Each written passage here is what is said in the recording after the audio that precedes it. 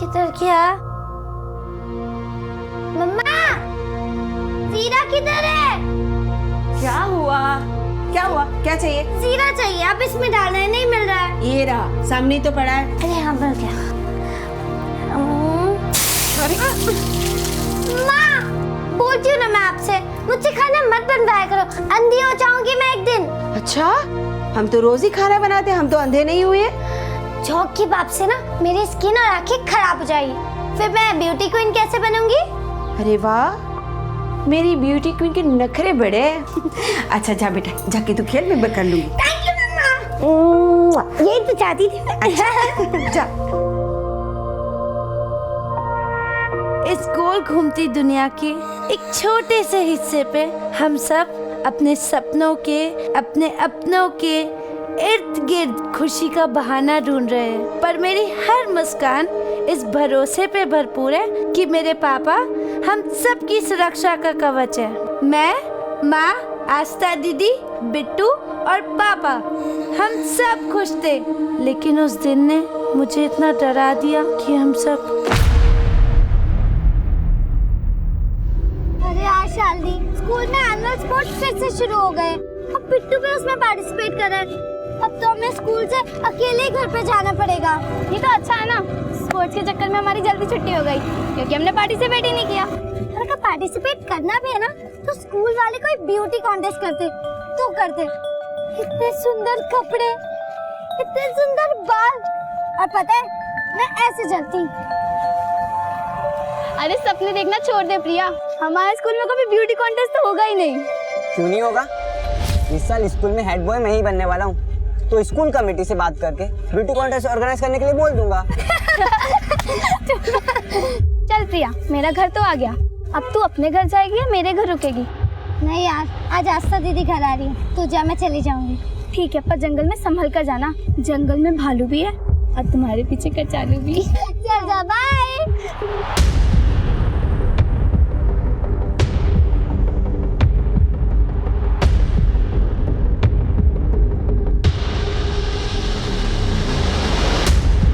Okay, मेरा घर तो आ गया, तुम अकेली हो, क्या मैं तुम्हें छोड़ दूं? नहीं नहीं नहीं, तू जा, मैं चली जाऊंगी। रास्ते में भालू मिल गया तो? मैं नहीं डरती किसी बालों से और नहीं किसी कचालू से। ये ले अपनी छतरी। अरे रख रख, बाद में दे देना। नहीं नहीं रख, जा, मैं जा रही हूँ, बाय बाय।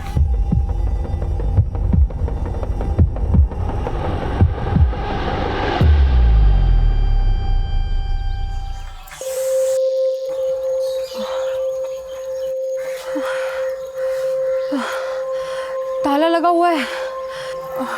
भैया ये रख दीजिए। अरे आस्था, आ गई बेटा? मम्मी। क्या माँ, ससुराल से मायके मैं आई हूँ और यहाँ कोई है ही नहीं मेरा वेलकम के लिए। कहाँ है बिट्टू और प्रिया? अरे बिट्टू की तो स्पोर्ट डे की तैयारी चल रही है, तो अपने दोस्त के घर ही रुक गया है। हर प्रिया आ ही रही थी, पर पता नहीं अब तक क्यों नहीं पहुंची है। मैं तो अड़ोस पड़ोस में भी पूछ के आ गई कि कहीं खेल ना रही हो किसी के घर, पर वो किसी के घर नहीं है। वो अकेली आ रही थी क्या? नहीं, वो शालिनी के साथ आ रही थी, पर शालिनी का घर तो बहुत पहले पड़ जाता है ना। तो रुको माँ, मैं फोन करती हूँ शालिनी को। शालिनी, जरा देखना किसका फोन है। हेलो। हाँ शालिनी, मैं आस्था बोल रही थी। प्रिया अभी तक घर नहीं पहुंची। घर नहीं पहुंची? पर प्रिया तो चली गई थी और अभय भी था उसके साथ। अभय? नंबर है तुम्हारे पास उसका?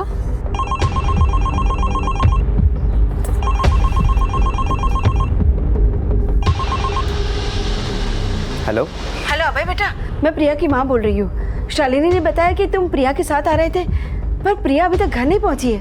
क्या? पर आंटी जी, मेरे घर वाले रास्ते तक तो प्रिया मेरे साथ ही थी। पर अभय बेटा, वो अभी तक घर नहीं पहुंची तो फिर कहाँ रह गई?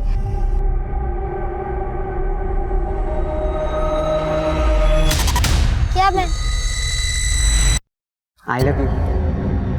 क्या तुम मेरी गर्लफ्रेंड बनोगी?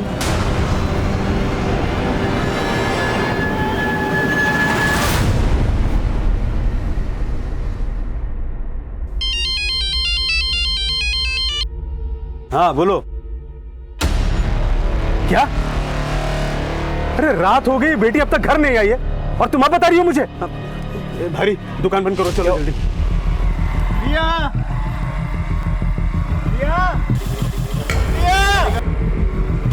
प्रिया, प्रिया, प्रिया, प्रिया, प्रिया, प्रिया, प्रिया, प्रिया, प्रिया, प्रिया।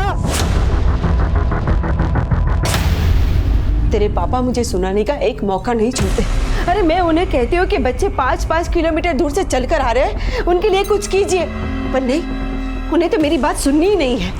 माँ, पापा से जितना बनता है वो करते हैं, और मैं भी तो स्कूल से अकेली आती जाती थी, क्या मुझे कभी कुछ हुआ? अरे बेटा, अनहोनी कहकर नहीं आती है, पर तू ये बात नहीं समझेगी। हे माँ पहाड़ों वाली, मेरी प्रिया की रक्षा करना, मेरी प्रिया की रक्षा करना।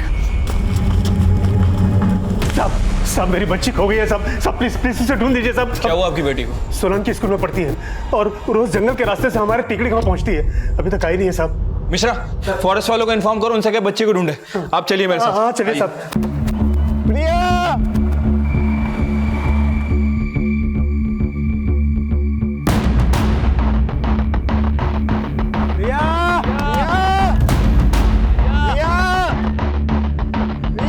प्रिया,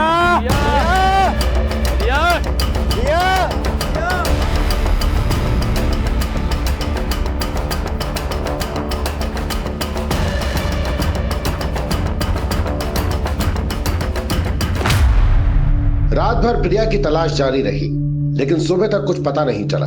पुलिस ने प्रिया के दोस्त शालिनी और अभय से भी पूछताछ की, लेकिन ये पूछताछ महज औपचारिकता बनकर रह गई। और जल्द ही एक सूचना सामने आई। सर, जंगल में बच्ची की लाश मिल गई है सर।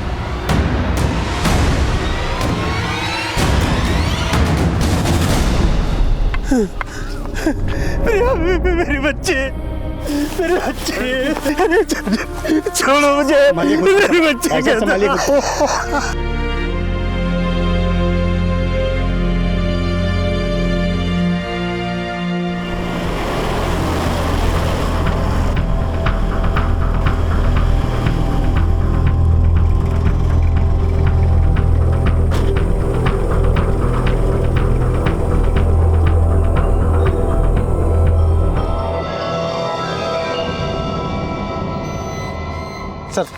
अरे साहब, देखिए साहब, मेरी बच्ची।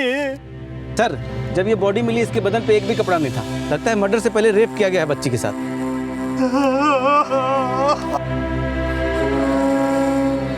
ये क्या कर रहे हैं आप लोग? बंद कीजिए कैमरा। बच्ची की डेथ हो गई, यहाँ पे फोटो निकाल रहे हैं। बंद कर। प्रिया के रेप और मर्डर केस ने जल्द ही ऐसा विकराल रूप ले लिया कि ये खबर सोशल मीडिया, अखबारों और इलेक्ट्रॉनिक मीडिया की एक बड़ी चर्चा बन गई। सोलन की टेकड़ी गांव की रहने वाली प्रिया के साथ न सिर्फ दुष्कर्म हुआ बल्कि उसकी हत्या भी कर दी गई। कानून मंत्री ने पीड़िता के परिवार के प्रति संवेदना जताते हुए ये भरोसा दिलाया है कि प्रिया मर्डर और रेप केस की जांच के लिए तुरंत एसआईटी का गठन किया जाएगा। इस केस पे जल्द ही एसआईटी का गठन हुआ और केस की अगुवाई हिमाचल प्रदेश के एसपी मुकुंद लखनपाल को सौंप दी गई और एसपी मुकुंद लखनपाल ने सोलन पुलिस अधिकारियों से पूरे मामले का संज्ञान लिया। सर, प्रिया को आखिरी बार अभय और शालिनी नाम के स्टूडेंट के साथ देखा गया था। सर, पहले शालिनी का घर आता है और उसके बाद अभय का। और अभय ने हमें बताया था कि प्रिया तुंगड़ा रोड से होते हुए अकेले ही अपने गांव टेकड़ी की तरफ गई थी। यानी आखिरी बार उस अभय ने ही इसको देखा था। राजीव, कहीं ये लड़का कुछ छुपा तो नहीं रहा है? सर, अभय से बात करके ऐसा कुछ लग नहीं रहा है, लेकिन सर प्रिया की हालत देखकर लग रहा है कि उसके साथ गैंग रेप हुआ है। प्रिया का स्कूल है सोलन में।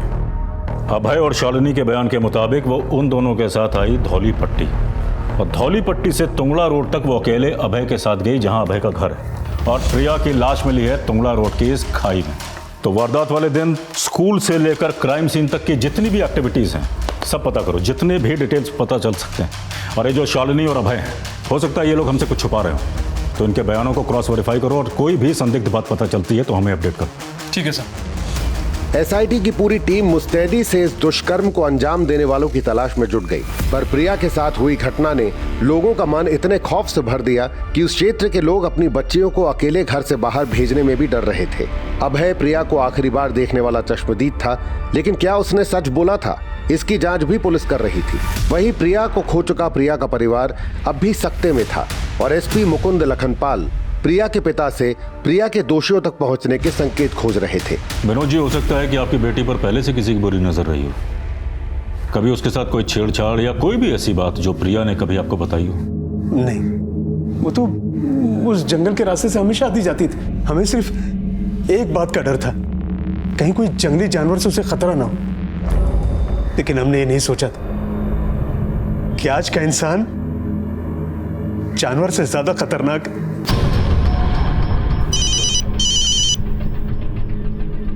हाँ राजीव, बोलो।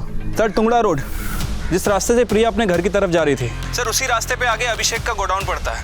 और सर, स्थानीय लोगों के मुताबिक जिस शाम प्रिया के साथ ये हादसा हुआ, अभिषेक को अपने गोडाउन में काम करने वाले वर्करों के साथ शराब पीते हुए देखा गया। तो हो सकता है प्रिया का गैंग रेप इन शराबियों ने किया हो। एक काम करो, सबको उठा के लाओ। ठीक है सर।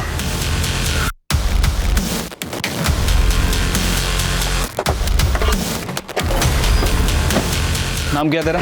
बीजू साहब। अभिषेक कहाँ है? क्या हुआ सर? मैं ही अभिषेक हूँ। सिराज, विभास, बाबू और रूपक, ये चारों कौन है और इस वक्त कहाँ है? सर ये सिराज है और बाकी सब पार्टी को डिलीवरी देने गए। लेकिन बात क्या है? थाने चलो, सब बताता हूँ। डालो इन सबको। सर लेकिन बात क्या है?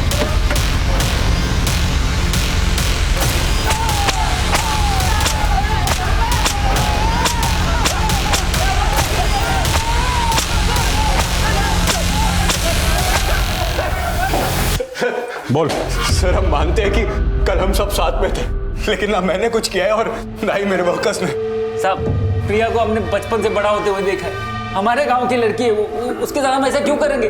साहब, आपको कोई गलतफहमी हुई होगी साहब। सर, आप यूं हम पर झूठा आरोप नहीं लगा सकते। तिकड़ी गांव का पुराना खानदानी आदमी हूं मैं। खानदान तो तेरा रहा नहीं, और जो लोग तेरे साथ काम करते हैं उनके साथ मिलकर एक बच्ची का रेप और मर्डर करते हो तुम लोग। ये ऐसे नहीं बताएगा, कस के तोड़ो इन सबको। सर, मैं कुछ नहीं कह रहा सर। इनकी एकता ऐसे टूटने वाली नहीं, सबका डीएनए करवाओ। और वो लड़की की पोस्टमार्टम रिपोर्ट का स्टेटस क्या है? सर, रिपोर्ट आने में अभी 1 हफ्ता और लगेगा।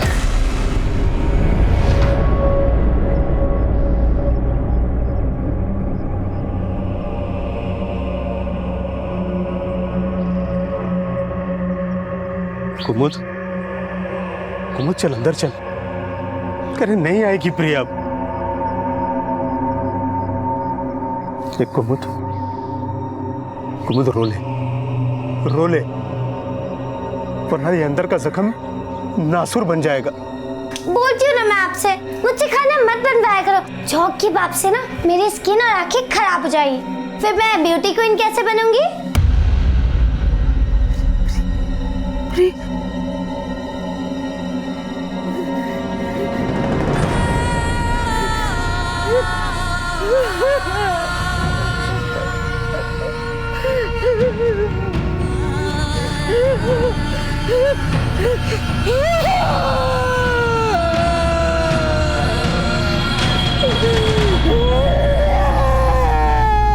देखिए, पीड़िता प्रिया की हत्या और उसके साथ दुष्कर्म करने वाले 6 संदिग्धों को हम लोगों ने हिरासत में लिया है। वो सब के सब उसके गांव के ही हैं। ये भी सामने आया है कि अक्सर प्रिया स्कूल से घर वापस जाते वक्त अभिषेक टेहरी की जीप से लिफ्ट लिया करती थी। वारदात वाली दिन ये अभिषेक टेहरी और उसके 5 कर्मचारी टुंगड़ा रोड के पास शराब पीते हुए नजर आए थे। और हमें पक्का यकीन है कि वारदात वाली शाम पहले इन लोगों ने पीड़िता प्रिया को लिफ्ट दी अपनी जीप में, फिर जंगल के बीच ले जाकर उसके साथ दुष्कर्म किया और उसकी हत्या कर दी। पुलिस डिपार्टमेंट को पीड़िता और उसके परिवार के साथ पूरी सहानुभूति है और हम उसके दोषियों को कड़ी से कड़ी सजा दिलाने के लिए प्रतिबद्ध हैं। हम उन 6 लोगों का डीएनए टेस्ट भी करवा रहे हैं और बहुत जल्द उन्हें अदालत में पेश किया जाएगा।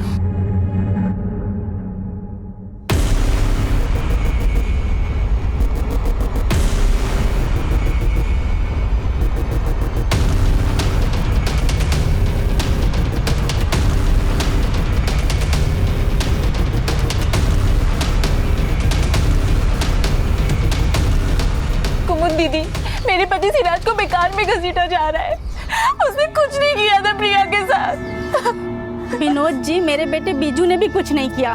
भला अपने ही गांव के लोग ऐसा थोड़े ना कर सकते हैं। देखिए, ये तो भगवान ही जानता है कि मेरी बेटी का दोषी कौन है, लेकिन हमें अपनी बेटी के लिए इंसाफ चाहिए। पर विनोद जी, पुलिस जरूर किसी बड़े आदमी को बचाने के लिए उन निर्दोषों को दोषी बनाना चाहती है। लेकिन जब मुझे पता ही नहीं है कि कौन दोषी है कौन निर्दोष, तो मैं पुलिस के काम पे उंगली कैसे उठा सकता हूँ? देखिए, आप लोग जाइए यहाँ से।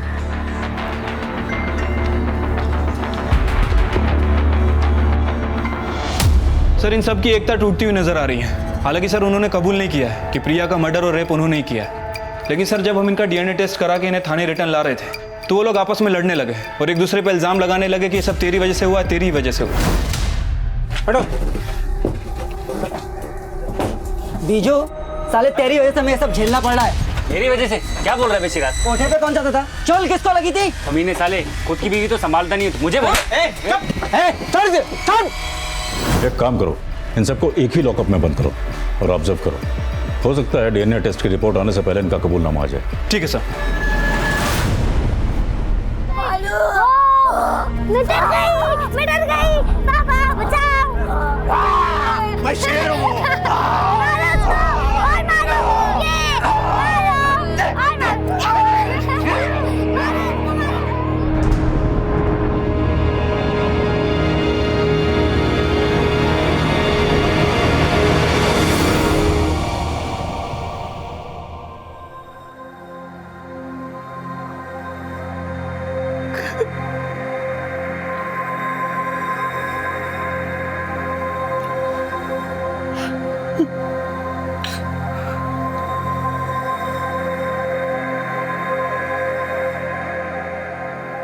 आपने मुझे तो समझा दिया कि प्रिया अब नहीं आएगी,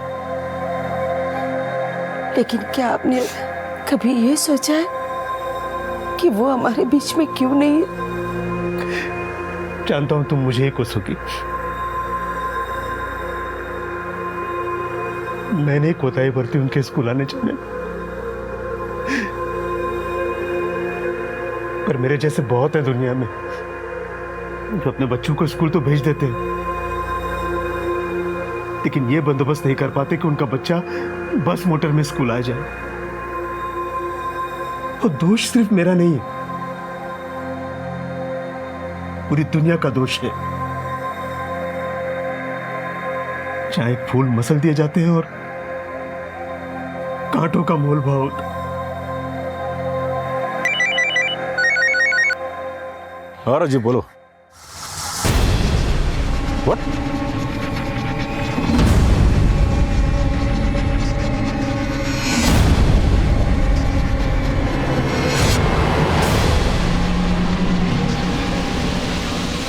Go.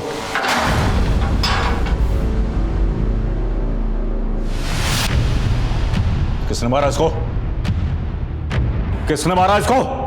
एसआईटी के इन्वेस्टिगेशन में सामने आए 6 सस्पेक्ट्स में से एक सिराज की कस्टोडियल डेथ ने इस केस में विरोध की ऐसी चिंगारी फूंक दी कि इन 6 सस्पेक्ट्स के परिजन पुलिस की कार्यशैली पे सवाल उठाने लगे। मेरे पति निर्दोष थे, उन्होंने प्रिया के साथ कुछ नहीं किया था। पुलिस ने उन पे झूठा आरोप लगा के मारा। सिराज क्या, मेरा बेटा बिज्जू और उनके मालिक अभिषेक और बाकी के सभी लोग निर्दोष हैं। पुलिस जरूर किसी बड़े आदमी को बचाने के लिए इन मासूमों पर अन्याय कर रही है। कस्टोडियल डेथ के विक्टिम शिराज और बाकी 5 लोग क्या वाकई में प्रिया के गैंग रेप और मर्डर के दोषी हैं? अगर ऐसा है तो उन सभी सस्पेक्ट के परिजन जो बोल रहे हैं क्या वो सच है? अगर सच है तो वो कौन बड़ा आदमी है जिसे पुलिस बचाने की कोशिश कर रही है? Solan police! Solan police! Solan police! Solan police! Solan police! Solan police! Solan police! Solan police! Biju की कस्टोडियल डेथ के बाद एसपी मुकुंद लखनपाल समेत एसआईटी के कई पुलिस कर्मियों को सस्पेंड कर दिया गया और केस सीबीआई को सौंप दिया गया।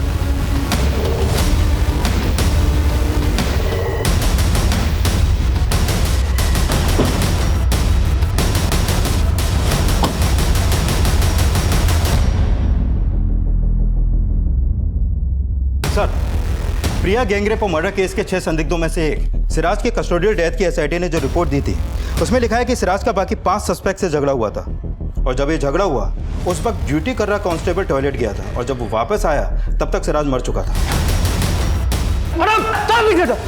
लेकिन सिराज कैसे मारा गया ये इस केस का सेकेंडरी पहलू है। सबसे पहले हमें इस सवाल का जवाब ढूंढना है कि सिराज समेत एसआईटी के जो 6 सस्पेक्ट थे क्या वाकई उन्होंने प्रिया के साथ गैंग रेप और उसका मर्डर किया? सर, उन्होंने कन्फेस नहीं किया था और एसआईटी उनके डीएनए रिपोर्ट का वेट कर रही थी। डीएनए रिपोर्ट तो क्या, अभी तक प्रिया की पोस्टमार्टम रिपोर्ट भी नहीं आई है। Let the examining doctors, I need her postmortem report as soon as possible.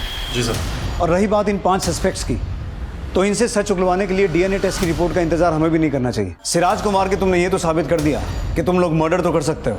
अब प्रिया को मारने से पहले उसके साथ क्या क्या किया था ये बताओ। सर हम तो शुरू से ही बोलते आ रहे हैं कि हमने प्रिया के साथ कुछ भी नहीं किया और ना ही हमने सिराज को मारा। सर सिराज तो पहले से ही बेचारा बहुत परेशान था और गुस्से में इधर उधर टहल रहा था और उसका पैर फिसल गया। सिराज!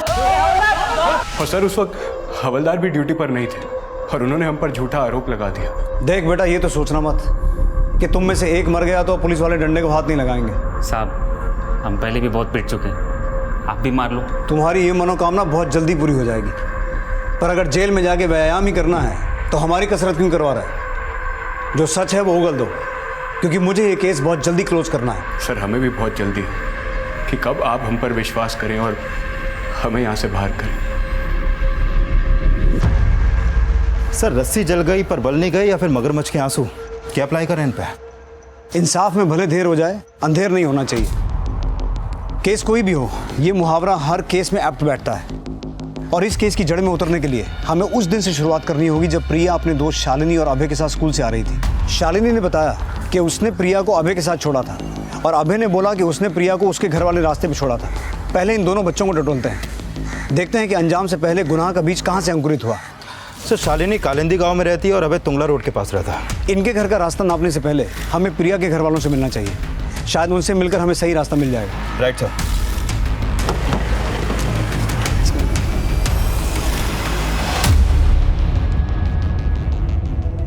मम्मी, मेरी टी शर्ट का बटन टूट गया है। कल स्कूल में फुटबॉल मैच भी है, सिल दो ना।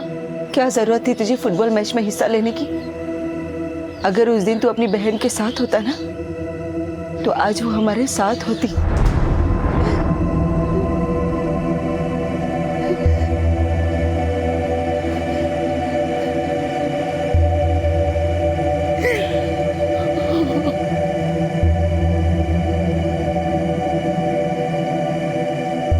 ओ फुटबॉलर, जंप करना ना मुझे भी आता है। 200 करने नॉन स्टॉप, तेरे गोल करने से कम मुश्किल नहीं है। तुझे तो धूल मिट्टी पसंद नहीं है ना, फिर क्यों नंगे पैर रस्सी कूद रही है? पागल, रस्सी कूदने से ना हाइट बढ़ती है और मिस वर्ल्ड बनने के लिए ना लंबी हाइट की जरूरत है, समझा? अरे लेकिन तू मिस वर्ल्ड बनेगी कब? अभी 16 क्यों ना, जब 18 किया जाऊंगी तब। काउंटडाउन शुरू। अरे पहले पापा से तो पूछ ले कि वो तुझे मिस वर्ल्ड बनाएंगे या नहीं। तुझे फुटबॉलर बना सकता हूँ तो प्रिया को मिस वर्ल्ड नहीं बना सकता? वेरी गुड बेटा, वेरी गुड। हाँ कितना हुआ? 125, 126। 120। आउट हो गई, आउट हो गई, आउट हो गई।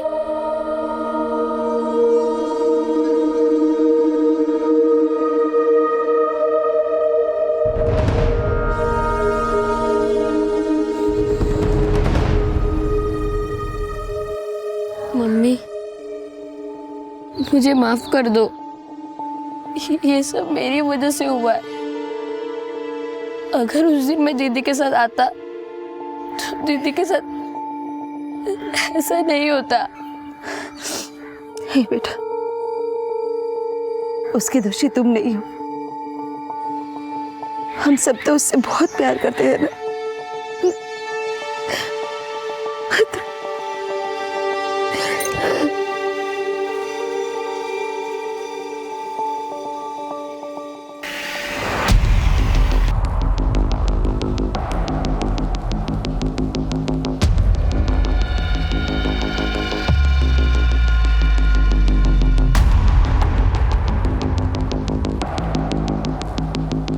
प्रिया के साथ जो कुछ भी हुआ था वो या तो प्रिया जानती थी या उसके दोषी, लेकिन प्रिया को आखिरी बार सही सलामत उसके दोस्तों ने देखा था, शालिनी और अभय ने। तो आपको कभी भी ऐसा लगा कि वो दोनों बच्चे आपसे कुछ छुपा रहे हैं? नहीं, हमें तो कभी ऐसा लगा नहीं। और फिर वो बच्चे भला हमसे कुछ क्यों छुपाएंगे? देखिए विनोद जी, बच्चे अक्सर वही बोलते हैं जो उन्हें बोलने के लिए कहा जाता है, और प्रिया से जुड़ी हर बात को जानना हमारा फर्ज है। एक खुली हुई किताब की तरह थी हमारी बेटी, उसने हमसे कभी कुछ छुपाया नहीं। और पुलिस तो बोल रही थी कि प्रिया के साथ अभिषेक और उसके कर्मचारियों ने। पर आप देखिए, वो लोग अभी भी शक के दायरे में हैं, लेकिन आपकी बेटी को इंसाफ दिलाने के लिए हम हर दायरा तय करना चाहते हैं।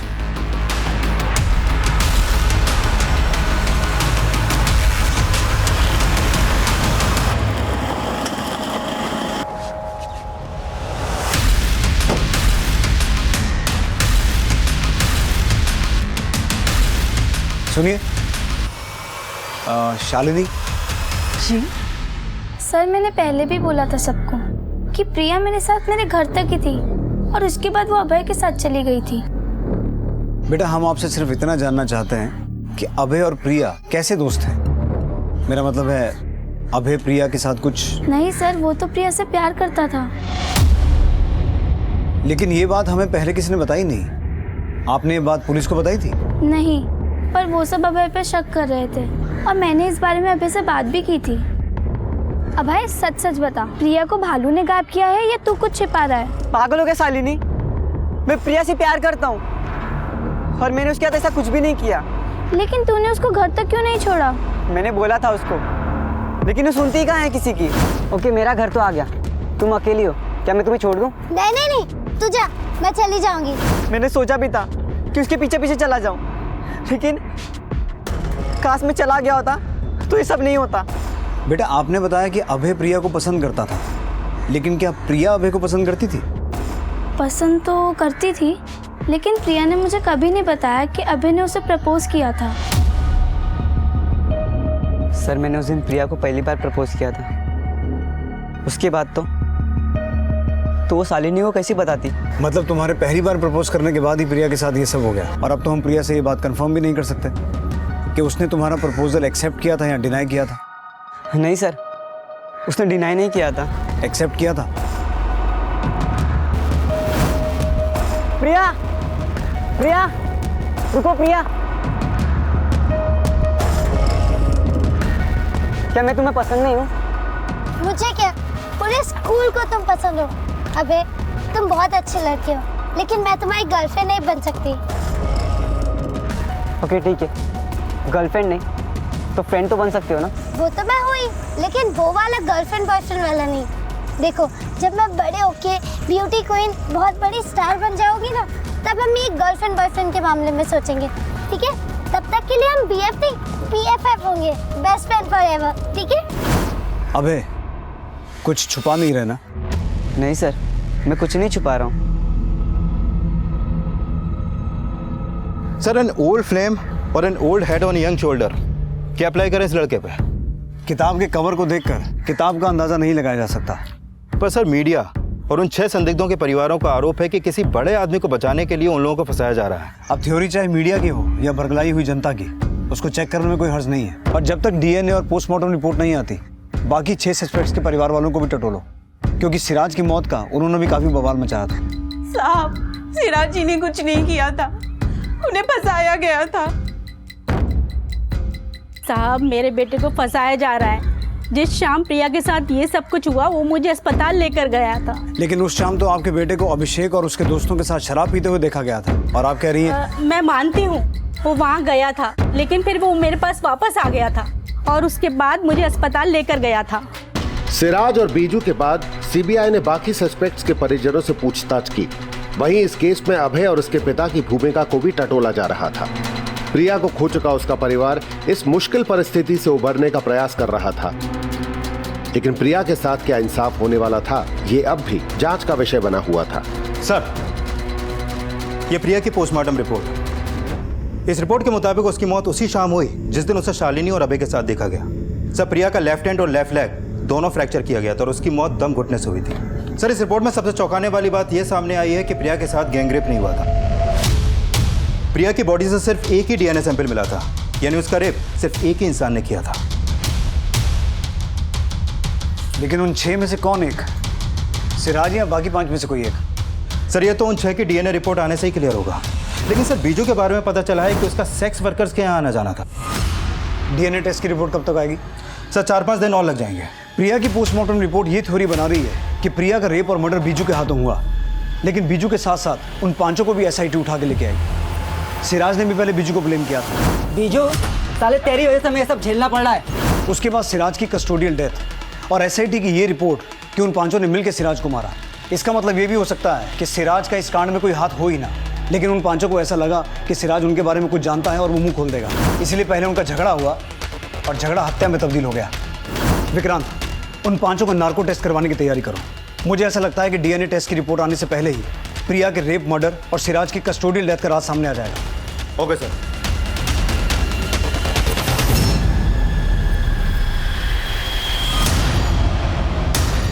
I love you. क्या तुम मेरी गर्लफ्रेंड बनोगी?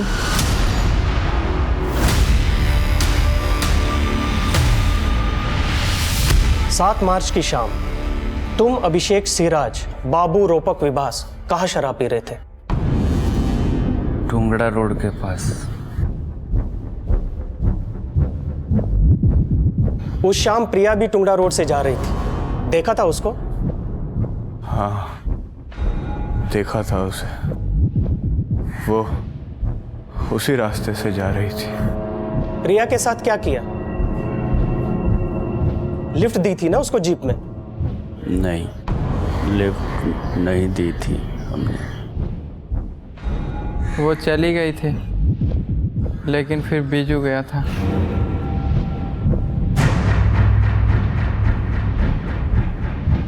बीजू प्रिया के पीछे गया था? नहीं, घर गया था।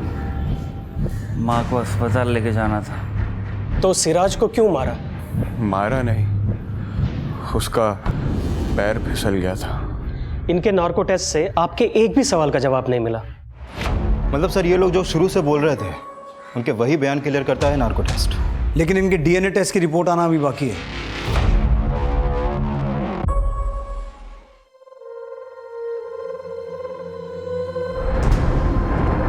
ज्यादा मेकअप मत कर देना। फिक्र मत करो दीदी, मुझ जैसा मेकअप करने वाली ना आपको कहीं भी नहीं मिलेगी। और मैं इतना अच्छा मेकअप करूंगी कि लड़का आपका हो जाएगा, और फिर शादी के बाद ये कमरा मेरा। दीदी, मैं आपके साथ सो जाऊं?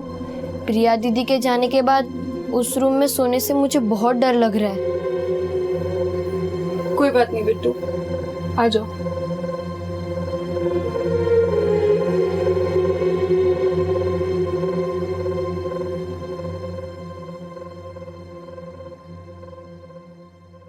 सर, ये क्राइम सीन की फुटेज, प्रिया की बॉडी इस स्पॉट पे मिली है और उसकी पोस्टमार्टम रिपोर्ट के मुताबिक उसकी मौत शाम को हुई थी, अंधेरा होने से पहले। सर, रात होने तक इस एरिया में लोगों का आना जाना लगा रहता है। सर, जिस तरीके से प्रिया के रेप से पहले उसके साथ स्ट्रगल किया गया, उससे साफ है कि वो चिल्लाई भी होगी। लेकिन इस केस में अभी तक कोई विटनेस सामने नहीं आया। तो सर, हो सकता है कि प्रिया को कहीं और मारा गया हो और उसकी बॉडी को डंप यहाँ पर कर दिया हो। विक्रांत, इस रास्ते पर जितने भी गांव पड़ते हैं और जो गांव वाले यहाँ से रोजाना आते जाते हैं, उन सबसे पूछताछ करो। हो सकता है किसी ने कुछ देखा हो, लेकिन किसी डर की वजह से कुछ बता नहीं रहा। Okay sir. प्रिया रेप और मर्डर केस में एसआईटी की इन्वेस्टिगेशन उन 6 सस्पेक्ट्स को आरोपी मानने की संभावना पर रुक गई थी, लेकिन उन 6 लोगों को अपराध करते हुए किसी ने विटनेस किया था या नहीं, ये एसआईटी पता नहीं लगा पाई थी। सीबीआई क्राइम सीन के आसपास रहने वाले लोगों से पूछताछ करके 7 मार्च की शाम प्रिया के साथ हुए अपराध के विटनेसेस ढूंढ रही थी, और इस बीच उन 6 सस्पेक्ट्स की डीएनए रिपोर्ट आई, जिसमें से एक की कस्टोडियल डेथ हो चुकी थी। सर, उन 6 लोगों की डीएनए रिपोर्ट, सर, उन 6 लोगों में से किसी का भी डीएनए प्रिया की बॉडी पे मिले डीएनए से मैच नहीं करता है। यस सर, प्रिया का रेप और मर्डर करने वाला कोई और ही है, जिसको ढूंढने के लिए फिर से नए मुर्गे और नए मुहावरे जोड़ने होंगे sir. What about Abhay? Sir, मुझे नहीं लगता कि अभय होगा, क्योंकि प्रिया की बॉडी पे मिले डीएनए को फिर से एग्जामिन करने के बाद सामने आया कि जिसने भी प्रिया का रेप किया उसकी उम्र 25 से 32 साल के बीच की होगी। 25 से 32, यानी कि अब ये हमारा सर्च क्राइटेरिया होगा। विक्रांत, टिकरी और आसपास के गांव और ज़रूरत पड़े तो पूरे डिस्ट्रिक्ट में सर्च करो। सभी पुलिस स्टेशन की मदद लो। 25 से 32 साल की उम्र के जितने भी लोग हैं, सबके ब्लड सैंपल लो और उन्हें प्रिया की बॉडी पे जो डीएनए मिला था उसके साथ मैच करवा के देखो। और हाँ, 25 से 32 साल की उम्र के जितने भी लोकल क्रिमिनल्स हैं, सबको तोड़ो। लेकिन सर, इन 5 का क्या करना है?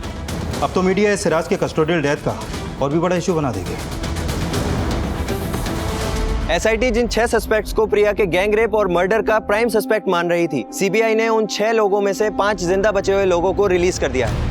लेकिन जो छठा व्यक्ति पुलिस की कस्टडी में मारा गया था, उसका जवाब प्रशासन को देना पड़ेगा। और उससे भी बड़ा सवाल ये कि प्रिया के गैंग रेप और मर्डर का दोषी कौन है।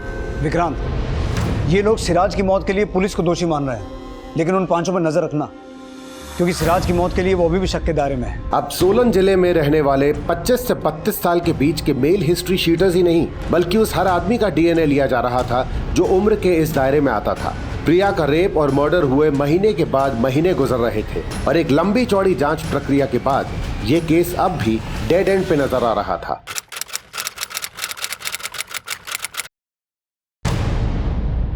ये पता चला ये फोन सर। किसका है? नहीं सर। प्रिया के गांव और आसपास के एरिया के 25 से 32 साल के लगभग 250 लड़कों के डीएनए टेस्ट करवाए, लेकिन इसमें से एक का भी डीएनए प्रिया की बॉडी पे मिले डीएनए से मैच नहीं करता है। Damn it. विक्रांत, हमने अभी तक उन्हीं लोगों के डीएनए टेस्ट करवाए हैं जो लोग इस इलाके में रहते हैं। ऐसा भी तो हो सकता है कि जिस किसी ने ये कांड किया है वो यहाँ का रहने वाला हो ही ना, बल्कि किसी का रिश्तेदार हो जो वारदात वाली शाम को यहाँ मौजूद था। एक काम करते हैं, एडवांस डीएनए टेस्ट करवाते हैं, जैसा हमने दिल्ली वाले केस में करवाया था। हमारे पास अभी तक जितने भी डीएनए सैंपल मौजूद हैं उन सबको प्रिया की बॉडी पर मिले डीएनए के साथ मैच करवा के देखो। ये चेक करो कि किसका डीएनए सबसे ज्यादा मैच होता है, और जिस किसी का डीएनए सबसे ज्यादा मैच होगा शायद उससे हमें यह पता चले कि उस आदमी ने जिसने प्रिया के साथ रेप और मर्डर किया था वो इसका कोई रिश्तेदार हो।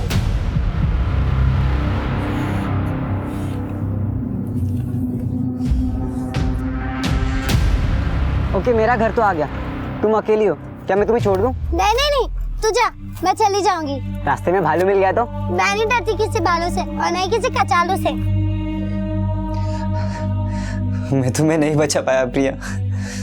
एडवांस डीएनए करके सीबीआई अब एक ऐसी कोशिश कर रही थी जो अंधेरे में तीर चलाने जैसा था, और इस केस को नतीजे तक ले जाने के लिए अभी और भी मशक्कत बाकी थी। सर, जिन 250 लोगों का डीएनए टेस्ट किया गया था उसमें से एक का डीएनए प्रिया की बॉडी पे मिले डीएनए से 30% तक मैच करता है। कौन है वो? केशव चनल, टिकड़ी गांव का ही रहने वाला। जी देखिए सर। यानी कि इस बात के पूरे चांसेस हैं कि जिस आदमी ने प्रिया का रेप और मर्डर किया वो इस केशव चैनल का रिश्तेदार हो सकता है। इसके खानदान के सभी मर्दों की कुंडली निकालो और ये पता करो कि जिस शाम प्रिया का मर्डर और रेप हुआ इसका कौन सा रिश्तेदार इस एरिया में मौजूद था। Okay sir.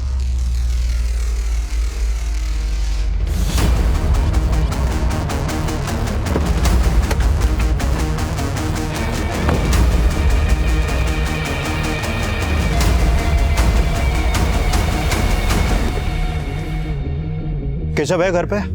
जी जी बोलिए। केशव जी, आपके अलावा आपके परिवार में और कौन कौन लोग हैं? जी मैं हूँ, मेरी वाइफ है, अम्मा जी पिताजी है, और चाचा जी पिछले साल गुजर गए थे तो चाची है, और बेटी है उनकी, मेरी चचेरी बहन। और इसके अलावा और कोई आदमी नहीं है? नहीं सर, बस इतने ही है परिवार के लोग। अच्छा, ये बताइए कि 7 मार्च को आपका कोई रिश्तेदार आया था आपके यहाँ पर? नहीं साहब, नहीं, कोई नहीं आया था। सर, केशव के घर में केशव के अलावा आदमियों में सिर्फ उसका 65 साल का बाप है, और किसी आदमी के बारे में उसने कुछ नहीं बताया। यानी कि कुछ छुपा रहा है। विक्रांत, आसपास अच्छे से पता करो। मुझे लगता है 7 मार्च को इसका कोई ना कोई मेल रिलेटिव यहाँ जरूर आया होगा। Okay sir.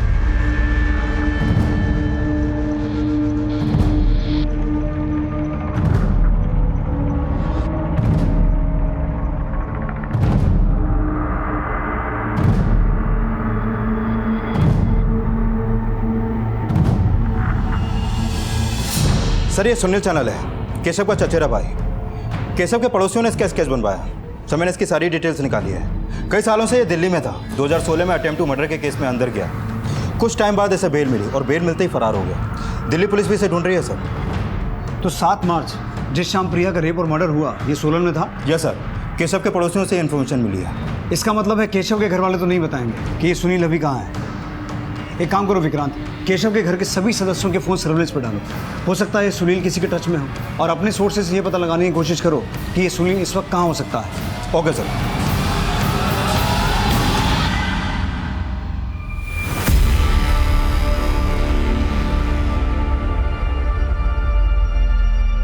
सर, सुनील की मां को सुनील का एक कॉल आया था। किस नंबर से कॉल आया था? सर, नंबर प्रकाश शर्मा का है, बिलासपुर डिस्ट्रिक्ट के एक फार्म हाउस के नाम पर रजिस्टर्ड है। सुनील ने जिस नंबर से फ़ोन किया था उसे ट्रैक करो।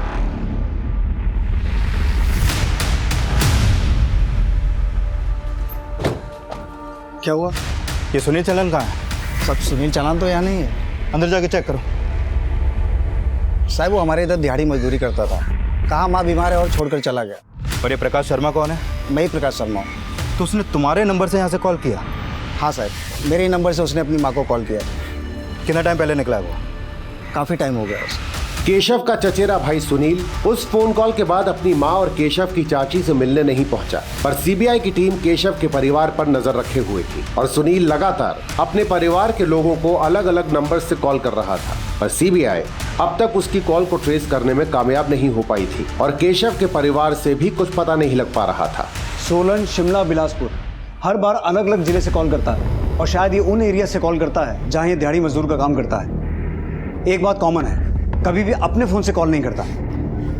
एक काम करो विक्रांत, आसपास के जितने भी farmhouse, warehouse, godowns और फैक्ट्रीज हैं उनकी लिस्ट बनाओ, अपने आदमी वहां तैनात करो। इस बार ये हाथ से जाना नहीं चाहिए। Okay sir.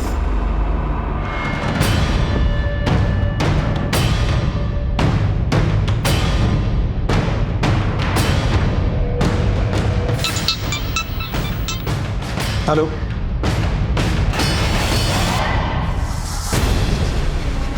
हाँ माँ मैं ठीक हूँ माँ, और माँ मैं आऊँगा मिलने तुझसे जल्दी। ठीक है मैं रखता हूँ। धन्यवाद मैनेजर साहब, चलते हैं।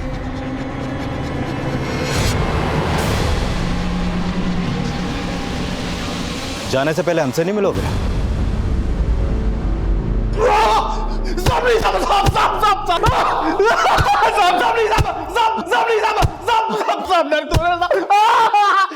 विक्रांत, अब सच सच बोल, उस दिन क्या हुआ था? साहब उस शाम को ना मैंने उस लड़की को देखा था साहब। उसे देखते ही मेरा मन मचल गया था साहब। तेरा मन मचल गया था, लेकिन उस मासूम बच्ची पर उस वक्त क्या बीत रही होगी उसका अंदाजा है तुझे? हाँ?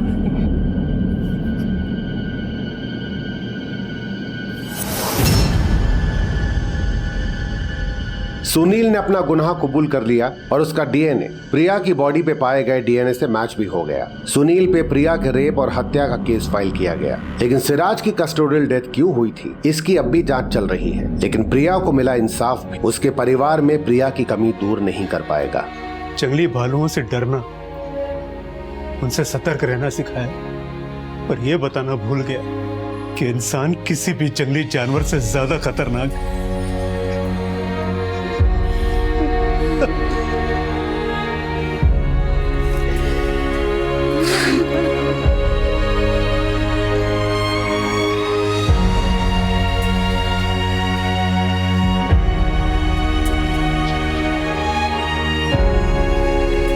देखते हैं हमारे आज के एपिसोड की दूसरी कहानी।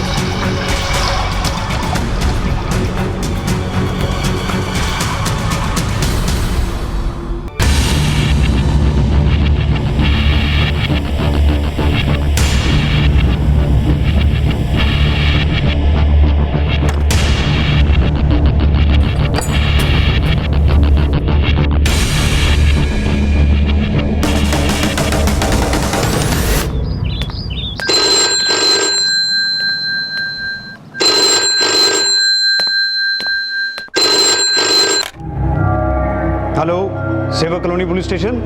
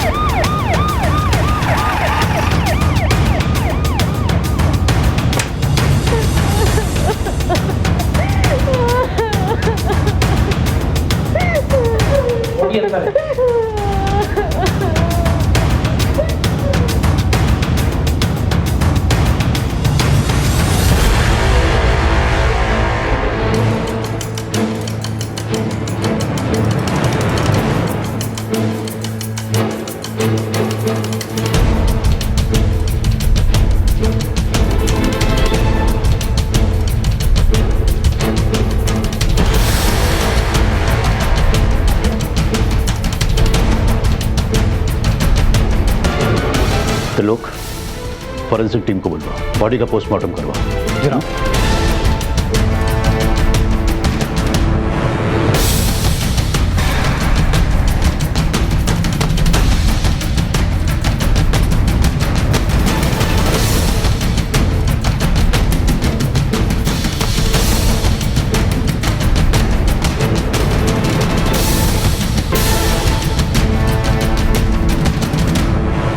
पुलिस स्टेशन फोन आपने किया था? जी सर। क्या हुआ था यहाँ पर? सर मैं रोज की तरह यहाँ आज सफाई करने के लिए आई थी। नीतू मैडम जी।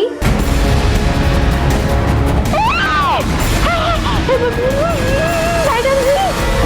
सब ये सब देख के मेरे हाथ पैर फूल गए थे, इसके लिए मैंने घबराहट में पुलिस स्टेशन फोन कर दिया। इनके अलावा और कौन कौन रहता है? सब नीतू मैडम जी के पति। तो अभी वो कहाँ है? साहब वो अभी शहर के बाहर गए हैं।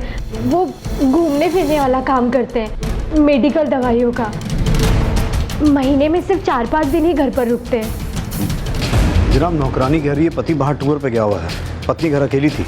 और घर में कोई फोर्स एंट्री भी नहीं है, हर चीज अपनी सही जगह पर। सिर्फ बेडरूम के बेड के एक पाई के नीचे से ईंट हटाई गई है। मुझे तो शक है कि मर्डर भी इसी से हुआ है। जनाब आपके कहने का मतलब है किसी जानने वाले ने मारा है, जिसके लिए नीतू ने खुद दरवाजा खोला। तो लोग इनके रिश्तेदारों और सारे जानने वालों की एक लिस्ट बनाओ, सबसे अच्छी तरीके से पूछताछ करो। हमारा मिस्टर खुराना से मिलना बहुत जरूरी है, उन्हें तुरंत पुलिस स्टेशन बुलवाओ। जनाब। तुम यहाँ रहने वाले सभी लोगों को तो जानते ही हो, लेकिन यहाँ के बाशिंदों के अलावा किसी अनजान आदमी को तो यहाँ आते जाते नहीं देखा। सवेरे ऑटो से एक घर वाली मैडम आई थी, वो तो घर के अंदर चली गई। ऑटो वाला और उसके साथ कोई और आदमी था जो आपस में बातें करते रहे। थोड़ी देर के बाद दोनों चले गए। फिर ऑटो ड्राइवर वापस लेकर आया रिक्शा और अंदर चला गया।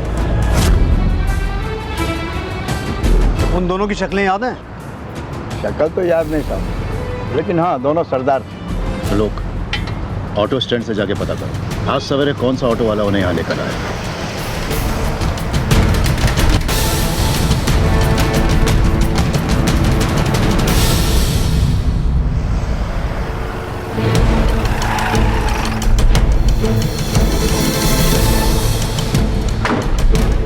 जनाब ये दलजीत खुराना, नीतू खुराना के पति। अंदर ले आइए। मैं अमान हूँ जी, मेडिकल रिप्रेजेंटेटिव। आप दोनों के रिश्ते में कोई दिक्कत थी? 12 साल हो गए सर जी शादी को। इतने टाइम में तो आदत हो जाती दिक्कतों की, और वैसे हम दोनों के बीच कभी कोई दिक्कत रही नहीं। बस उसको एक ही बात से नाराज़गी थी कि मैं महीने में 25 दिन बाहर रहता हूँ। जी तो मेरी मजबूरी हुई, बंदा कमाएगा नहीं तो खाएगा क्या। ठीक है आप जा सकते हो, लेकिन जब तक ये केस सॉल्व नहीं होता हमें बिना बताए शहर से बाहर मत जाना। केस की तहकीकात के लिए आपको दोबारा आना पड़ सकता है। Thank you sir.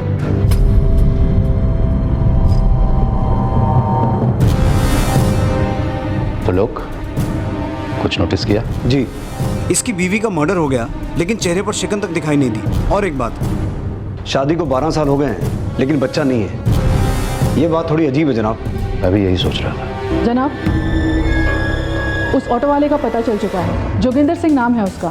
वैसे लोग उसे लकी बुलाते हैं। वही गया था मिसेस खुराना को छोड़ने।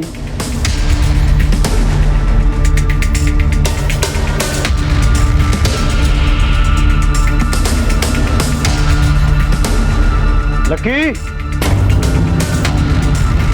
ओ लकी। हाँ जी की गल होगी सर जी? लकी यहीं रहता? तुसी कौन? जी मैं लकी दी बीवी। परजाई की होया?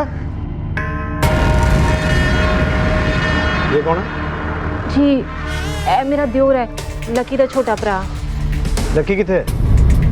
जी लकी वो काम पे गया है, सवेरे से निकला हुआ है, ऑटो पे होगा। हाँ जी सर जी। जब घर आ जाए उसे कहना सेवा कॉलोनी पुलिस स्टेशन आ जाए। रूप पुलिस क्यों आई सी? मुझे क्या पता, लक्की भाई ने क्या कर दिया अब? मैनू की पता। सर जी की हो गया सर जी? आपने मैंने बुलवाया? कौन है तू? जी मैं लक्की। वो ऑटो स्टैंड पे पता चला कि आपने मैंने चौकी बुलवाया। मैं जी कार रोटी खाने वास्ते भी नहीं गया, सीधा इतना ही आ गया। कोई गलती हो गई जी गरीब से सर जी।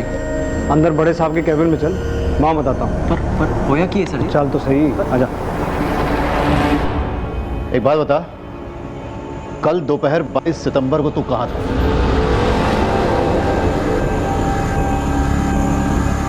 सर जी कल तो याद नहीं आ रहा है ना? सर जी वो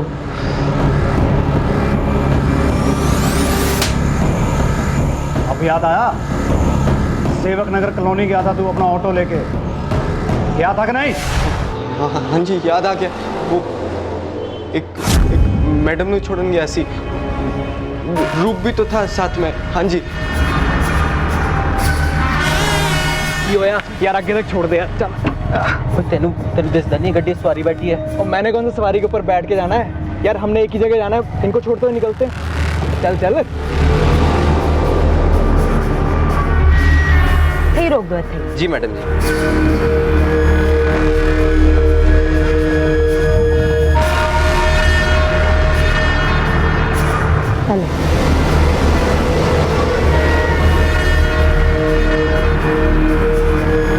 वीरे कितनी कैट सवारी सी है, बिल्कुल रसमलाई है। वो चुप कर यार, कस्टमर भगवान होता है।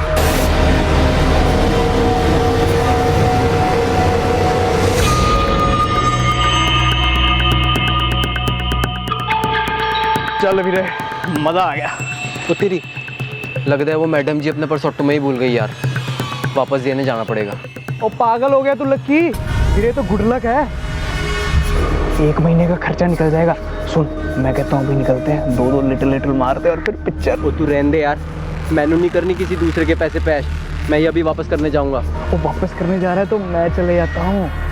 सुन भाई, वापस करते हो अगर हल्का सा भी टच हो गया ना, ओए होए, रसमलाई, पानी आ गया मुंह में। फिर शुरू हो गया ना वीरे, पर तू नहीं, मैं वापस देने जाऊंगा। चल तू। ओ यार लक्की जा जाने दे यार, जा तू। लक्की यार बात तो सुन ले। ओ लक्की यार वीरे प्लीज यार, लक्की, ओए लक्की, ओए लक्की, ओ चल मैं नहीं, तू ले रही हो मजे, और बाद में बता दियो स्वाद कैसा था। सर जी मैं उनके घर गया, उनको पर्स दिया, उन्होंने वो जो थैंक यू बोला, फिर मैं वापस आ गया, बस ये नहीं हुआ सर जी। अच्छा इतना ही हुआ था? सच बोलेगा या और दूं प्रसादा? मैं दसदा सच, मैं दसदा सर जी, मैं उनके घर गया, उन्होंने दरवाजा खोला, मैंने उनको पर्स दिया, वो तौलिए में थी सर जी, उन्होंने पर्स लिया और उनका तौलिया गिर गया सर जी, मैं बहुत घबरा गया था सर जी। फिर उनने मैंने अंदर खींच लिया सर जी, मैं सच कह रहा हूँ सर जी, मैंने कुछ नहीं किया सर जी, मैंने कुछ नहीं किया। ऐसा ही हुआ था? हाँ जी सर जी। परलोक क्या लगता है? मस्त राम की कहानियां सुना रहा जनाब, वो भी हम पुलिस वालों को। आप मुझे 10 मिनट का टाइम दो जी, इसके पेट से सच मैं निकलवाता हूँ। मैं सच कह रहा सर जी, मैं सच कह रहा। ना मारो सर जी, क्या था? ना मारो सर जी, सर जी ना मारो सर जी। बोला कुछ? बोलेगा जी, अभी तो सेवा शुरू हुई है इसकी। जनाब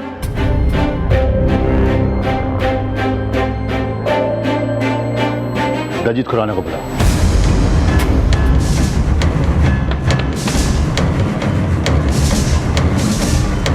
दलजीत, जिस दिन तुम्हारी बीवी का मर्डर हुआ तुम दोनों डे एंड नाइट लॉज में थे, ये हो कैसे सकता है? या तो तुमने 2 शादियां की, तुम्हारी 2 बीवियां थी, या फिर जिसका मर्डर हुआ वो तुम्हारी बीवी नहीं। सच क्या है मिस्टर खुराना? सर मेरा अफेयर चल रहा है प्रीति के साथ। उस दिन चंडीगढ़ के डे एंड नाइट लॉन्च में हम दोनों एक साथ थे। मेरी बीवी नीतू नहीं, वो तो यहीं घर में थी। यानी एक्स्ट्रा मैरिटल अफेयर। तो यह भी तो हो सकता है दलजीत कि अपने इस इलीगल अफेयर को लीगल बनाने के लिए तुमने अपनी लीगल पत्नी यानी नीतू को अपने रास्ते से हटवा दिया। मैंने नीतू को नहीं मारा। जिस दिन नीतू का मर्डर हुआ मैं तो प्रीति के साथ होटल में था। अगर यकीन नहीं है तो पूछ लीजिए उससे। दलजीत सच कह रहा है सर, हम दोनों एक दूसरे नाल बहुत प्यार करते हो। कल हम हम दोनों साथ में थे। हम लोग चंडीगढ़ के डे एंड नाइट लॉज में कमरा बुक कराया था हमने, वहाँ थे हम। जनाब, चंडीगढ़ से लुधियाना आके मिसेस खुराना का कत्ल करके वापस चंडीगढ़ जाना कोई बड़ी बात नहीं है। चंडीगढ़ से लुधियाना का सफ़र मुश्किल से 1-1.5 घंटे का है। पर जनाब, डे एंड नाइट लॉज के स्टाफ वाले बता रहे हैं कि दलजीत और प्रीति उस दिन वहीं थे। जनाब, पोस्टमार्टम रिपोर्ट आ गई है। मिसेस खुराना की हत्या चेहरे को बुरी तरह कुचलने से हुई थी और सर के पीछे भी चोट लगी थी। लेकिन अजीब बात यह है कि हत्या से पहले उनके साथ शारीरिक संबंध बनाया गया था। जबरदस्ती के कोई निशान? रिपोर्ट के अनुसार तो नहीं। मामला कंसेंशुअल लगता है।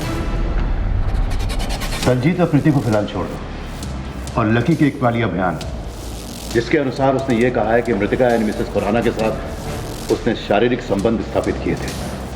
उसके आधार पर उसके खिलाफ चार्जशीट दायर करो, उसकी तस्वीरें खींचो, फिंगरप्रिंट्स लो और उसे कोर्ट में पेश करो। हमारा प्राइम सस्पेक्ट वही है।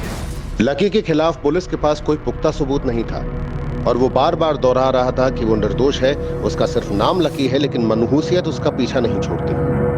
केस कोर्ट में दाखिल हुआ, लेकिन सबूतों के अभाव में लकी को बरी कर दिया गया। और फिर 3 साल बाद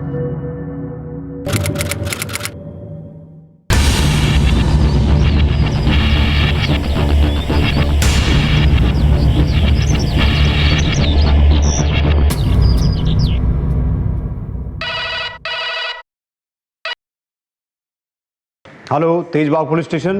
सर, मेरी बीवी घर से गायब हो गई है और घर में खून के निशान है। हुकुम सिंह। जी जनाब। गड्डी निकालो। जी जनाब। जनाब,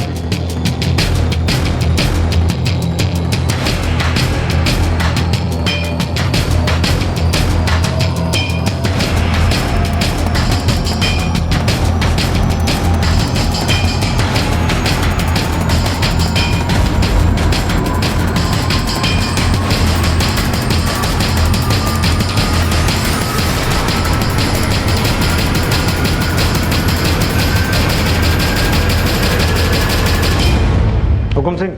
जनाब, फॉरेंसिक टीम को बुलाओ और छोटे से छोटा एविडेंस कलेक्ट करवाओ। जी जनाब। पल्ला जी, आपके घर का सामान पैक है, आप कहीं शिफ्ट होने वाले थे? ओ जी, किधर शिफ्ट नहीं होने वाले थे, इधर ही शिफ्ट हुए हैं। आधा सामान परसों आ गया था, आधा कल आया था। मैं ऑफिस के काम से जलंधर गया हुआ था, आज ही सवेरे वापस आया हूँ। आशा ने कहा मैं घर की शिफ्टिंग खुद ही करा लूँगी। वैसे भी ज़्यादा सामान नहीं था। जब सवेरे आया तो देखा घर का दरवाज़ा खुला हुआ है। मैं बहुत परेशान हो गया। मैंने इधर उधर सब जगह उसको ढूंढा और जब मैं बेडरूम के अंदर आया तो देखा और बेड के नीचे एक ईंट निकली हुई है और ये खून के निशान है। मैं घबरा गया और मैंने आपको फोन कर दिया। हुकुम सिंह। हो सकता है आपसी अनबन का मामला हो, मिसेस बल्ला का खून कर दिया हो और बॉडी को कहीं ठिकाने लगा दिया हो। या हो ये भी सकता है कि मिसेस बल्ला खुद कहीं चली गई हो और ये खून के छींटे वगैरह हमें गुमराह करने के लिए यहाँ छोड़ दिए गए हो। मुमकिन है जनाब, क्योंकि घर में कोई फोर्स एंट्री नहीं हुई है और कोई चोरी या डकैती भी हो, ऐसा भी नहीं लगता। एक काम करो हुकुम सिंह, जिन मजदूरों ने सामान शिफ्ट करवाया था उनका पता लगाओ और उन्हें पूछताछ के लिए थाने बुलाओ।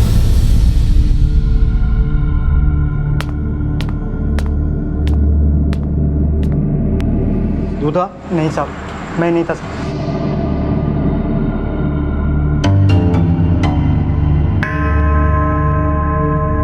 खड़ा हो।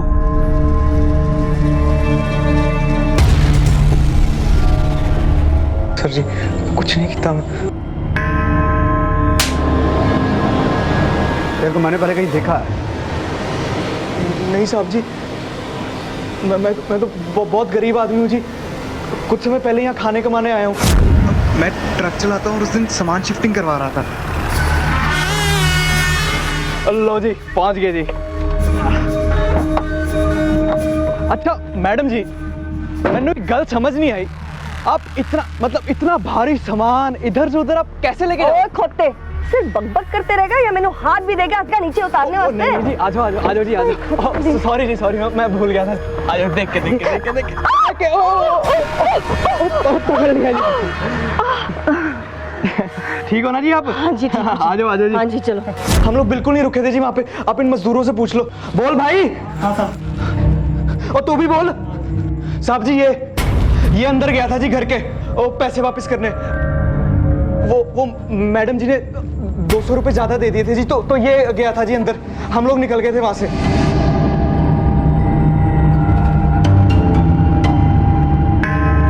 ऊपर देखो है, ऊपर देख।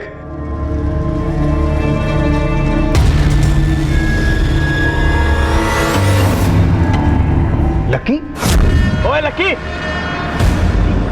सोने सामान उतार। ओ भाई साहब, जरा आराम से निकालना, बड़ा कीमती सामान है। सुन लिया? आइए मैडम जी। हाँ जी, चलिए चलिए। हाँ तो मैडम जी, तूने बीच में से जाना है। अच्छा, पैसे ले लो जी। हाँ जी दे दो। ये ठीक से उतारवा दीजिए। हाँ जी पक्का जी। आगे भी बुला लेना जी। ले पैसे। जुबान इन्नी चला रहा था, हाथ भी चला लेता थोड़े। मैंने कल लेने सारा सामान उठाया है, हाथ लगा लेता तो मरना जाता तू। लक्की वीरे, हाथ के मैं तो सब कुछ लगाने को तैयार था, उसको हाथ लगाने देती तब ना। चुप हो जाए यार, जब देखो बकवास करता रहता है। ये 200 रुपए ज्यादा दे दिए मैडम जी ने, तो वापस देख के आता हूँ। ओए पागल हो गया तू? तेनू कितनी बारी क्या है, ज्यादा पैसे हो ना तो अच्छी बात होती है, बस कम नहीं होने चाहिए पैसे। ओए, मेहनत की सूखी रोटी अच्छी, चोरी के मालपुओं से। ये पकड़, मैं वापस करके आता हूँ। थे ओ यार लक्की, अरे आ रहे मैं जा रहा खोते थे पुत्र।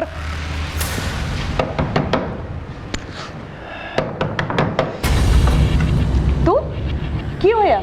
वो मैडम जी 200 रुपए ज्यादा आ गए थे, तो वही वापस करने आया हूँ। अरे रख ले ना, बख्शीश समझ के रख ले। 3 साल पहले लुधियाना में मिसेस खुराना का मर्डर हुआ था, और तब भी तू पर्स वापस करने गया था। उसका मोडस ऑपरेंडी सेम था। बेड के नीचे की एक ईंट गायब थी और उसी ईंट से नीतू खुराना को मारा गया था। लक्की, कहीं तूने इसी तरीके से मिसेस भल्ला को मार के कहीं गायब तो नहीं किया? सच सच बोल, वरना मैं तेरी खाल उधेड़ दूंगा। नहीं, मैं सच कह रहा। मैं कुछ नहीं कहता सर जी। वैसे मुंह नहीं खोलेगा? नहीं सर जी, मैं सच कह रहा। मैं कुछ नहीं कहता।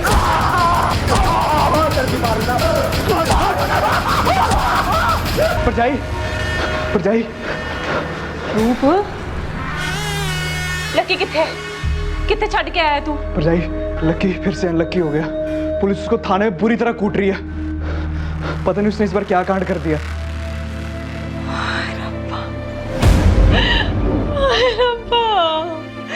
और मैं क्या करा? परजाई संभाल अपने अपनों। रूप एक काम कर मेरी चूड़ियां बेच के ना अच्छा जब वकील कर ले और लक्की ਨੂੰ छुड़ा के ले आ। परजाई, ये तो तेरी सबसे कीमती चूड़ी है। मैं कह रही हूं ना, जा लक्की ने छुड़ा के लेके आ ना। तरलोक जी, मैं लकी का वकील हूँ, और ये रे जमानत के पेपर।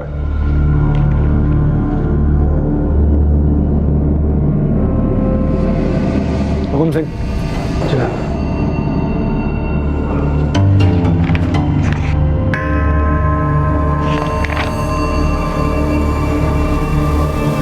लकी को जमानत पर छोड़ दिया गया और पुलिस ने मिसेस भल्ला को गुमशुदा घोषित करके उन्हें खोजने की कार्रवाई शुरू कर दी। गुजरते वक्त के साथ मिसेस भल्ला की गुमशुदगी का रहस्य गहराता गया और पुलिस को गहराते रहस्य के अंधेरे में ना तो कोई रोशनी का सुराग मिला, ना मिसेस भल्ला का नामो निशान।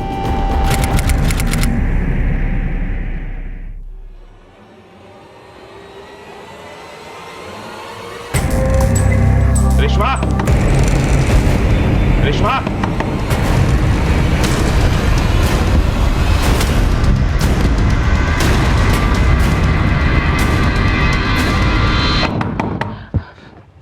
कौन था? कोई नहीं जी। कौन आया था? कोई नहीं जी। कोई नहीं जी। कौन था? आपको वहम हो गया, मैं सो रही थी।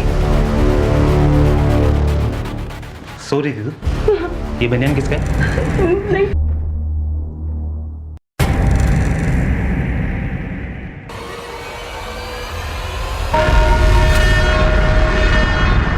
रेशमा, आँखें खोल। रेशमा, आँखें खोल। रेशमा, मैं रूप। मैंने कहा था वो लक्की किसी का भी सगा नहीं है। उसके साथ रहेगी ना तो ऐसी मार खाती रहेगी। अगर मैं होता ना लक्की की जगह तो उस जहीर को छोड़ता नहीं बिल्कुल भी। रेशमा अभी भी कह रहा हूँ छोड़ दे लक्की को। उस कंजर लक्की में ऐसा है क्या? हाँ, ऐसी कौन सी बात है जो मेरे में नहीं है? पर कोई ना रेशमा, मैं दिखाता हूँ तुझे कितना प्यार करता हूँ तुझसे। छोड़ूंगा नहीं मैं जहीर को, बता रहा हूँ, छोड़ूंगा नहीं जहीर को।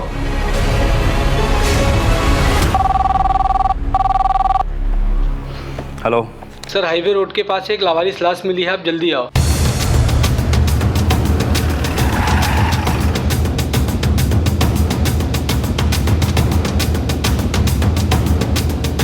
आसपास चेक करो।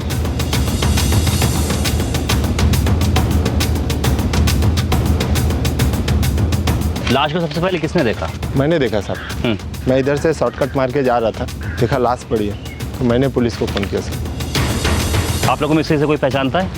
जनाब, इसके पास से आईडी कार्ड या कुछ भी ऐसा नहीं मिला है जिससे इसकी पहचान हो पाए। बाकी ये देखिए, ये एक टैटू बना हुआ है, उर्दू में कुछ लिखा हुआ है जनाब। एक उर्दू एक्सपर्ट को बुलाओ और पता करो कि इसके हाथ पे लिखा क्या है।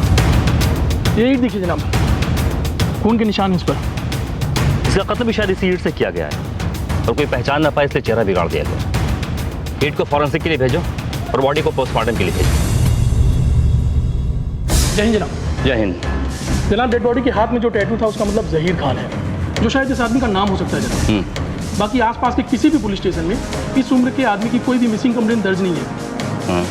फिर भी जनाब हमने उसकी डिटेल्स को अपने डिपार्टमेंट की साइट पर अपलोड कर दी है। हो सकता है जनाब कहीं से कोई लीड मिले।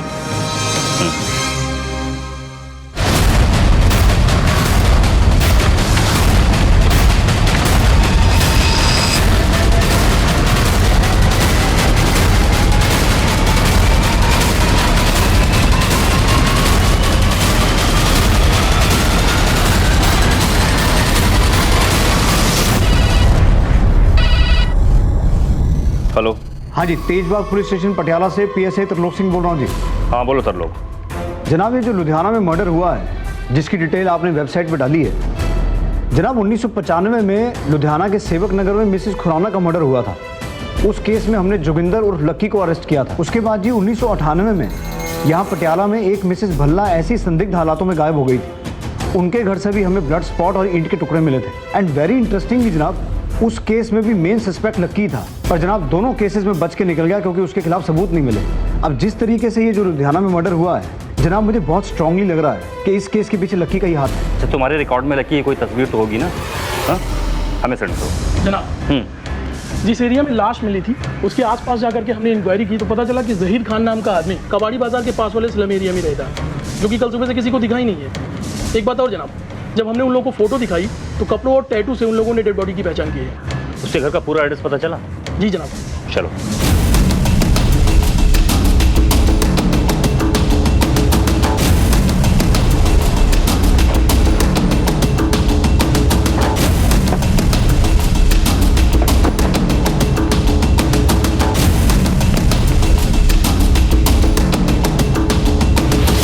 जनाब, यहाँ तो ताला लगा हुआ है। जहीर का यही घर है? जी हाँ। अच्छा, जहीर ये आदमी कैसा है? जहीर भाई बहुत अच्छे आदमी हैं। उनकी बीवी उतनी ही बच्चल है। इसको पहचानती है? यही तो लकी है। लकी का घर कहाँ है? पीछे वाली गली में। कौन की गाल होगी है सर जी? लकी कहाँ है? बुलाओ उसको, हमें कुछ बात करनी है। सर जी वो ते घर पे नहीं है, बाहर गया है। ओ परजाई जी, झूठ क्यों बोल रहे हो? सर जी लकी तो अंदर सो रहा है। कौन है सोनम? किससे बातें बना रही है? हमसे। लेकिन हमें इनसे नहीं, तुझसे बात करनी है। बट की हुआ है सर जी? जहीर के कत्ल के बारे में। जहीर का कत्ल? लेके आओ इसे। ओ सर जी, सर जी मैं कुछ नहीं किया। लकी की कोई गलती नहीं है सर। प्लीज पता तू वो खाना जरूरी था। ओ भाभी मैं क्या करूं, निकल गया मुंह से। निकल गया, दे गया लकी को। सच बोल, क्या क्या तूने? सर जी जो कुछ किया वो रेशमा ने किया होगा सर जी। सर जी घर बर्बाद कर दिया सर जी उसने मेरा। सर जी मैं जब उसके घर गया था सर जी। घर गया तू उसके? नहीं घर गया तू उसके? सर जी वो जब वो मैं उसके साथ उसके बिस्तर पे था तो जहीर आ गया सर जी। मैं तो दरवाजा खुलने से पहले ही भाग गया था। बाद में पता चला कि उसने रेशमा को बहुत मारा। वो तो अपने किए का पार रही है सर जी। मैं तो बेकार ही पिस रहा सर जी।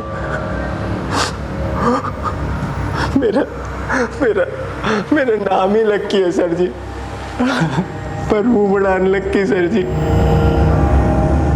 लुधियाना में, पटियाला में, सब जगह मेरे साथ ऐसा ही हुआ है सर जी। पैर बदले पर नसीब नहीं बदला सर जी। नसीब नहीं बदला तेरा? हाँ? नसीब नहीं बदला। सर जी उसे छोड़ दीजिए, उसने कुछ नहीं किया, ज़हीर को मैंने मारा है, उसे छोड़ दीजिए। मैं नहीं मारती तो उसने मुझे मार देना था, और मुझे उसके मरने का कोई दुख भी नहीं है। चढ़ा दीजिए मुझे फांसी पर, मुझे उसका कोई दुख नहीं होगा। रोज रोज वो मुझे कुत्तों की तरह पीटता था, और उस दिन भी वो मुझे मार नहीं आया था।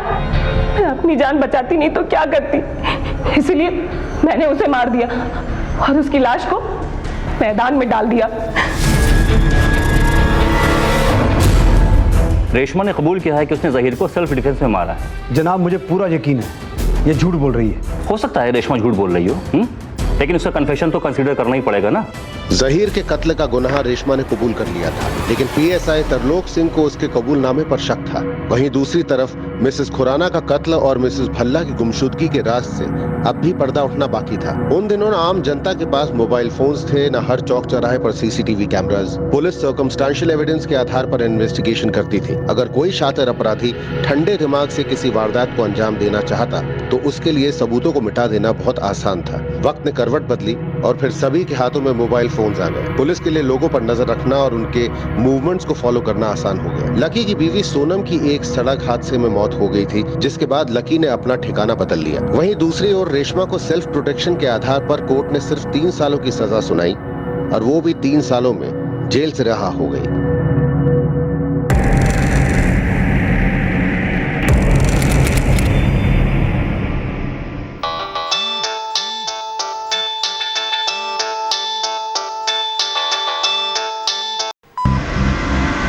हाँ ढिल्लो, ठीक है पहुंचते हैं।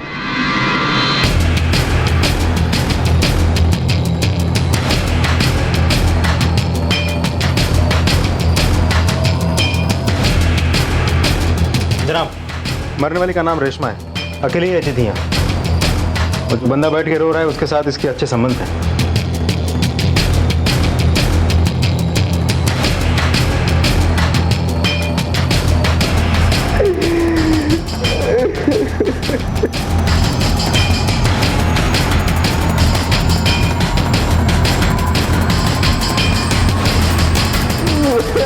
हाँ भाई,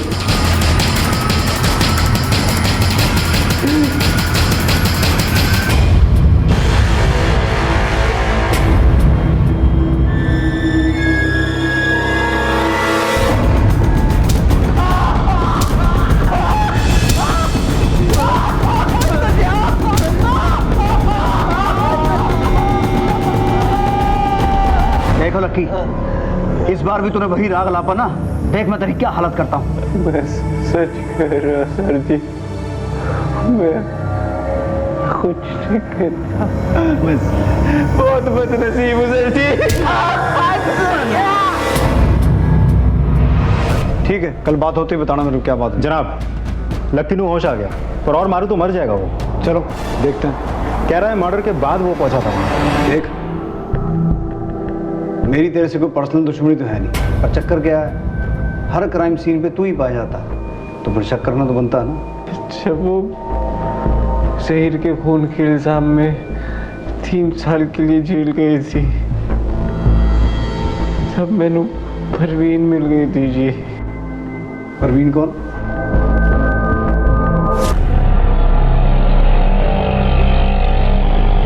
बस जी बस, रोक दीजिए। की हो गया मैडम जी, तुसी तो 13 नंबर के लिए भी जाना है ना, तो 3 नंबर ही है। हाँ जी मैनू पता है, लेकिन मेरे पास सिर्फ 20 रुपए है, वो आज कोई ग्राहक भी नहीं मिला ना, ये वास्ते। अरे छड्डो जी, पैसा कोई इतनी बड़ी चीज थोड़ी है, बंदा ही बंदे के काम आंदा है। और इतनी रात में मैं आपको कल्ले कैसे छोड़ दूं?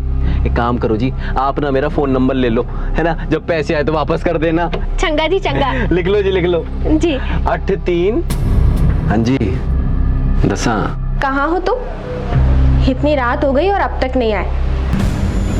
फोन मुझे ना तुम्हारे बिना नींद नहीं आ रही है। और तुम हो कि कमीनी, नाम क्या है तेरा? पे फोन। क्या कर रहा है तू?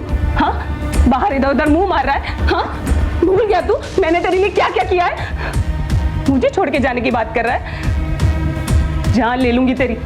अगर मुझे छोड़ने की कोशिश भी की ना तो जान से मार दूंगी तुझे। मतलब रेशमा से तेरा रिश्ता खत्म हो गया? बिल्कुल सर जी। तो फिर रेशमा का मर्डर किसने किया? सर जी, पूरे दावे के साथ तो नहीं कह सकता, पर मेरा प्रा मतलब मेरे रूप पे शक है सर जी। क्यों यार? देखो तुम छोड़ के गए हो, मेरा क्या हाल हो गया है। वो रोज मुझसे जबरदस्ती करता है और अब तो वो मुझसे धंधा कराना चाहता है। ओए, गल सुन मेरी, रेशमा को परेशान करना बंद कर दे, समझा? बंदा बन जा। ओए कंजर, पता नहीं कहाँ कहाँ मुंह मारता फिरता है तू। कंजर बोल रहा? और मैनू कंजर बोल रहा? और उस दिन झगड़े के बाद रूप मैनू कभी नहीं मिला, ना ही उसने मेरा फोन उठाया। किसी ने मैनू बताया कि रेशमा को कुछ हो गया है, तो मैं उसके घर चला गया उसको देखने वास्ते कि कहीं रूप ने तो कुछ नहीं कर दिया। मैं अंदर गया तो देखा कि रेशमा मरी पड़ी है। ऐसी भी थी सर जी, दुख तो होता है ना किसी के मरने का।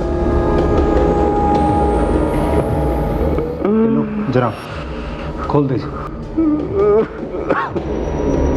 देख लकी, फिलहाल तो जाने दे रहा हूँ, पर एक बात याद रखियो, शहर छोड़ कर नहीं जाना, और तेरी हाजिरी चाहिए मुझे थाने में हर हफ्ते। और एक बात, अगर रूप के बारे में कोई भी खबर मिले तो हमें बताइए। जनाब, लकी के फ़ोन की लास्ट लोकेशन उसके घर के आसपास का है या फिर वो जहाँ काम करता है वहाँ, लेकिन कत्ल के दिन रूप के फ़ोन की लास्ट लोकेशन रेशमा के घर के टावर का है, और फिर चंडीगढ़ होते हुए दिल्ली, जहाँ phone last time switch off हुआ। जनाब, इससे साफ जाहिर होता है कि रूप ने रेशमा का खून किया और दिल्ली फरार हो गया। दिल्ली पुलिस को इन्फॉर्म करो और रूप का अरेस्ट वारंट जारी करवाओ। तमाम कोशिशों के बावजूद पुलिस को रूप कहीं नहीं मिला। वहीं लकी हर हफ्ते आके थाने में हाजिरी लगाने लगा। उसने परवीन के साथ घर बसा लिया था।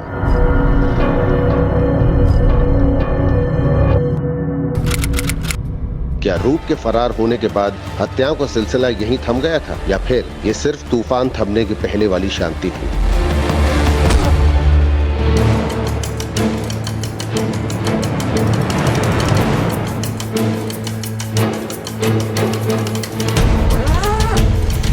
जनाब, लाश तो 2-3 दिन पुरानी लग रही है।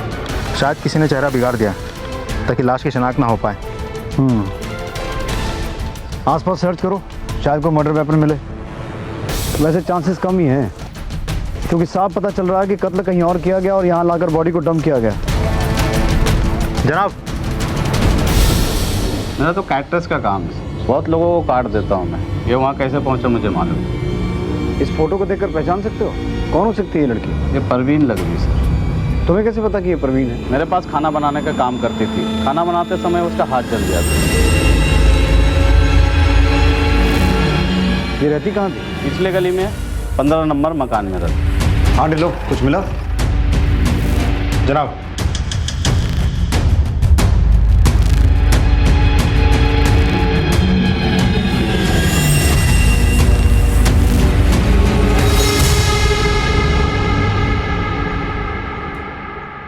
लकी, यार तू हमेशा इतनी जल्दी में क्यों रहता है? नहीं जी सर जी। तो यार इतना टाइम हो गया तुझे आते जाते, अब तो अपनी यारी दोस्ती हो गई। आजा, आज खाना साथ में खाएंगे। सर जी मैंने जाना था। आजा यार, आजा आजा आजा, बैठ। ओ बैठ। जाना है सर जी। चला जाइए, जल्दी काहे की है? ये देख, स्पेशल तेरे लिए चिकन मंगाया है। चिकन तो पसंद है ना? जी सर जी। सोच क्या रहा है फिर, हो जा शुरू। एक बात बता, तेरी बीवी प्रवीण का मर्डर हो गया और तू चिकन खा रहा है? सर जी मैंने नहीं पता। आप कुछ समझ नहीं आ रहा है ना? क्या कह रहे? समझाता हूं।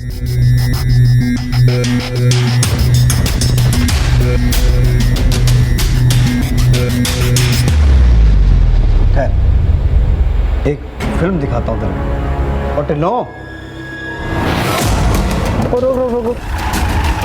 टिल्लो जनाब, इस सीसीटीवी का फुटेज निकलवाओ। शायद इससे हमें ये पता चले कि इस रास्ते से कौन आ गया। जी जनाब। चलो भाई।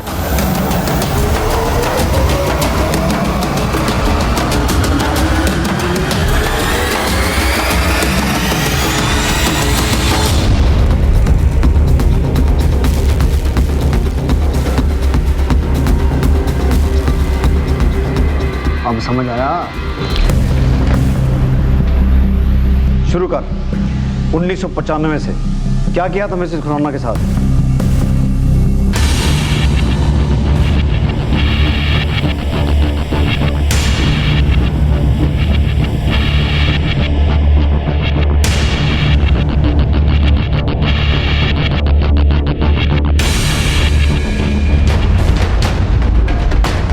और मिसेस बल्ला, जिसकी बॉडी नहीं मिली आज तक। ये क्या कर रहा है? ये क्या कर? ताकि पुलिस सिर्फ मिसिंग कंप्लेन दर्ज करे और मैं अगर फंसा भी तो मेरे खिलाफ कोई सबूत ना मिले। उस दिन तो मैं रेशमा के घर से भाग गया था। फिर ज़हीर मेरे पास आया, हाथापाई करने लगा। थोड़ी देर तो मैंने देखा सर जी, इसलिए उसने ज़हीर के खून का इल्ज़ाम अपने सर पे ले लिया था। जब वो जेल में थी तब मैंने परवीन मिल गई थी और बिना औरत मेरा गुजारा होना मुश्किल था सर जी। जिस औरत ने तेरे लिए कत्ल का इल्जाम अपने सर पे ले लिया, तूने उसे ही मार दिया और इल्जाम लगा दिया अपने छोटे भाई रूप पे, हैं? अरे वो कमीना था सर जी, रेशमा के चक्कर में उसने मेरे से लड़ाई की। पर रेशमा को क्यों मारा? रेशमा को जेल से बाहर आने में 3 साल लग गए। तब तक तो मैं परवीन का दीवाना हो चुका था जी। इस करके रेशमा ने मैनू धमकी दी। रूप का मोबाइल मेरे पास था जी, तो मैंने अपना मोबाइल घर में छोड़ के रूप का मोबाइल लेके रेशमा के घर गया। अगर तू मुझे छोड़ के गया ना तो मैं सबको बता दूंगी कि ज़हीर का खून मैंने नहीं, तूने किया है। हाँ, सबको बता देगी। सबको बता दूंगी। अब रूप का मोबाइल एक चलते ट्रक में डाल दिया ताकि आप लोगों को लगे कि रूप रेशमा का कत्ल करके फरार हो गया है। इतना कंजर आदमी मैंने अपनी जिंदगी में नहीं देखा कभी। अगर परवीन तुझे इतना प्यार करती थी तो परवीन को क्यों मारा फिर? सर जी, इसके बाद परवीन मैनू अपने पिंड ले गई। वहाँ मैनू उसकी छोटी बहन दिखी, 21-22 साल की, बड़ी सोहनी कुड़ी।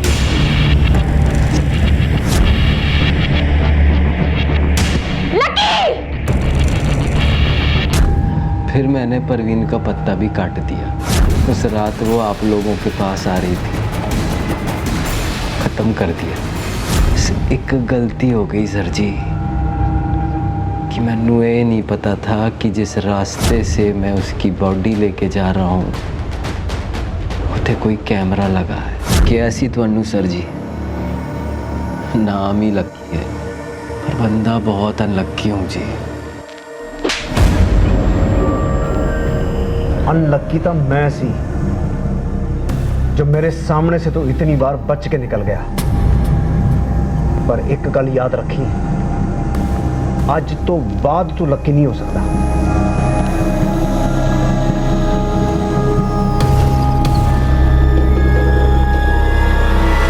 क्राइम पेट्रोल के ऐसे ही मजेदार एपिसोड्स देखने के लिए हमारे चैनल को सब्सक्राइब करें